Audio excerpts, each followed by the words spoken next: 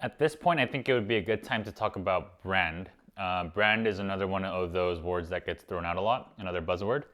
Now we just finished talking about semiotics and past experiences.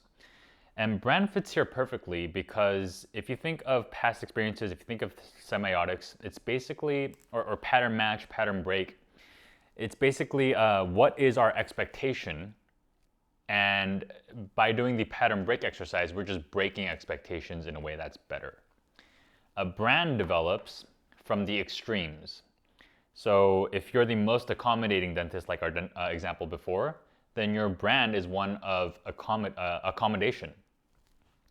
Your extremes are basically your brand. Your brand is what people expect of you. If you broke the patterns a specific way, so let's say Tesla. Tesla came in, they broke patterns by being tech forward, leading with technology, and also with minimalism as one of their a minimal design, very minimal inside. That was their brand. So if you think of Nike, so Nike doesn't have a hotel, but imagine a hotel built by Nike. And you can kind of picture something because Nike has a brand. That is their expectation of how our experience is going to be if we engage with that company. So your brand is your extremes. It's how we expect you to deliver when we engage with you. You can either say you're something and that wouldn't be a brand at all, but like if you can develop a true feeling, okay, now this is actually how I'll feel if I engage with this company. That is the brand. So it is your patient's feeling of your promises. If you create extremes and you just make it, you don't actually deliver on it, that is not a brand. That is not what you stand for. That is not a promise that you've delivered on. Yeah, and one thing you might have noticed is, like I mentioned, how Tesla kind of moved away from the minimalism.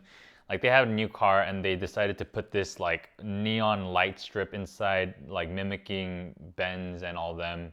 And that was like a total violation of kind of how I expected them to behave.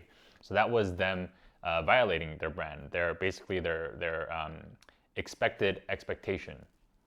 So that's all branding is. In the whole scheme of things, like it's not. We've already covered it. Like it's branding is incorporated into this framework. People stress this a lot because I think it's another one of those buzzwords where it's like, oh, we need to brand. I think it's tied in with differentiation. I think it's tied in with that's how we raise our prices.